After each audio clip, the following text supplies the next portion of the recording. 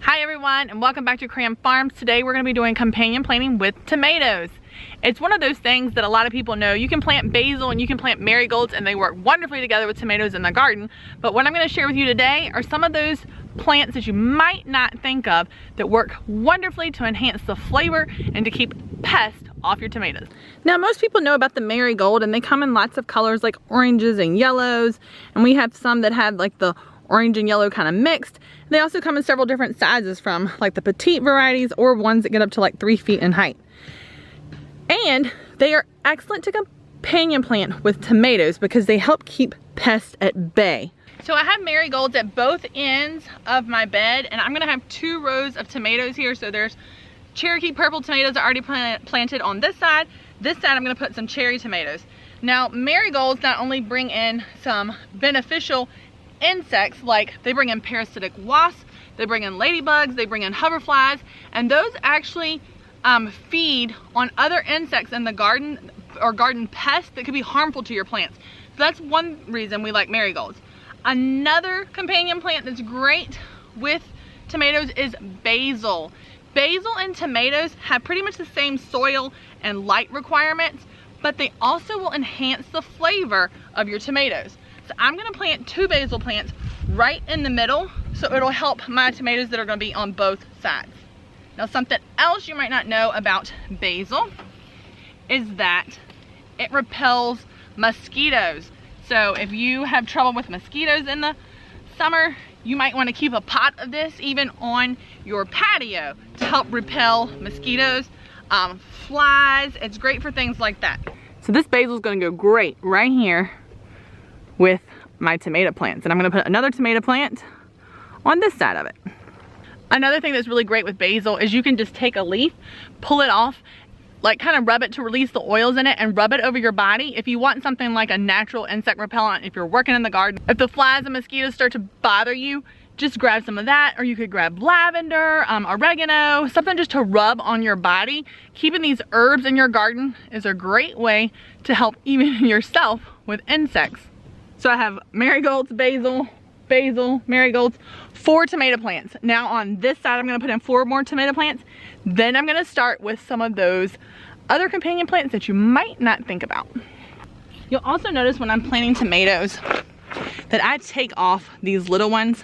I'd rather have it to be really tall, and this will just help roots to go deeper. So I'll take off and just leave a little bit when I plant, take off all those little ones at the bottom and put like in the ground pretty deep.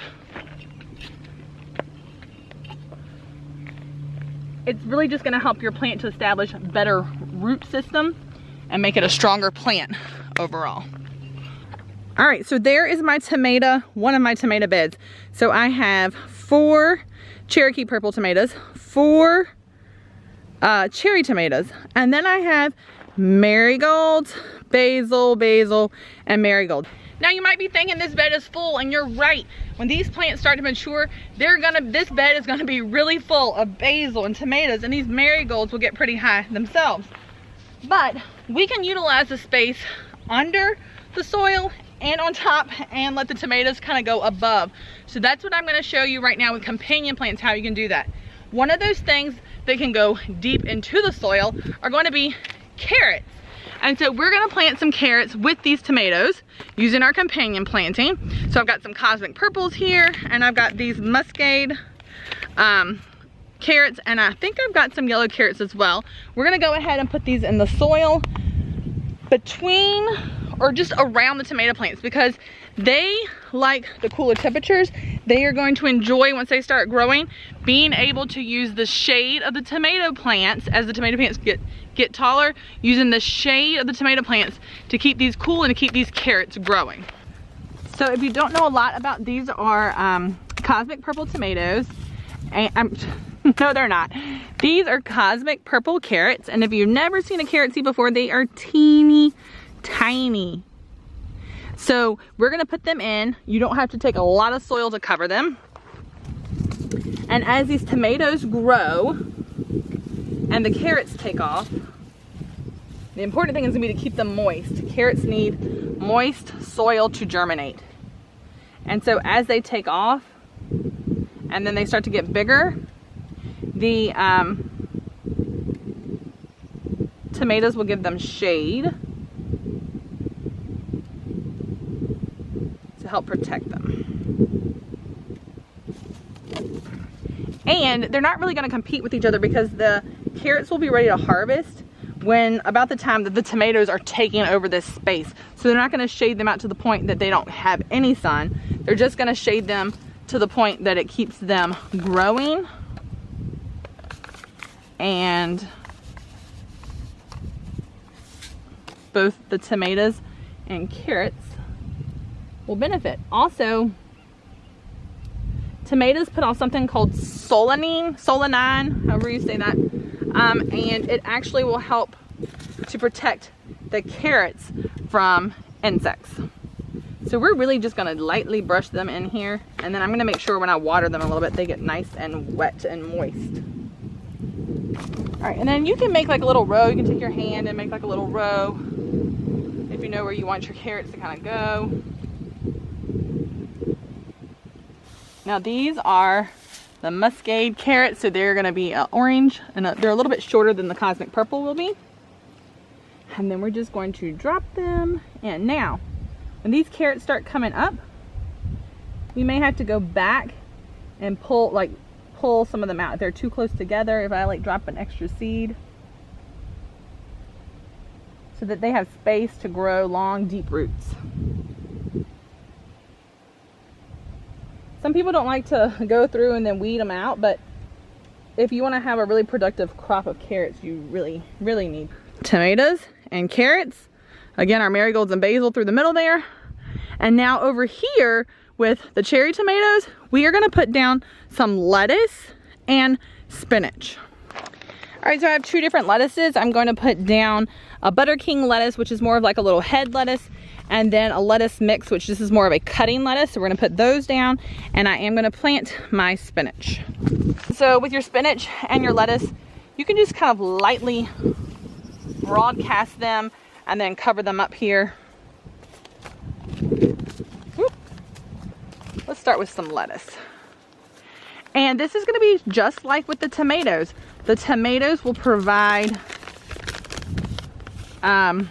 shade and some coverage for the salad, because your lettuces and spinaches will kind of wilt as it gets really hot and warm. So this will help you to have some lettuce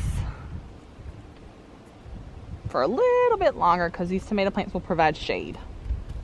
So we're going to really tap them into the soil, and I am going to wet everything down as soon as I'm finished planting it.